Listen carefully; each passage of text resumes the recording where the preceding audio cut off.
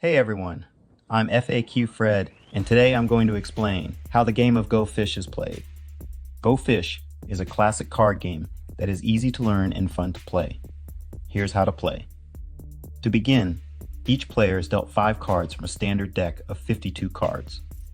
The objective of the game is to collect sets of 4 cards of the same rank.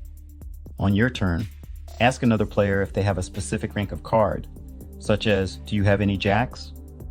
If the other player has any jacks, they must give them to you. If not, they say go fish, and you must draw a card from the draw pile. If you draw the card you asked for, you can ask again. If not, your turn ends. When you collect a set of 4 cards of the same rank, place the set face up in front of you. Play continues until all the cards have been used. And that's how you play Go Fish, a fun and simple card game for all ages. Don't forget to like and subscribe to our channel for more videos like this. And if you have any questions or suggestions for future videos, please leave them in the comments below.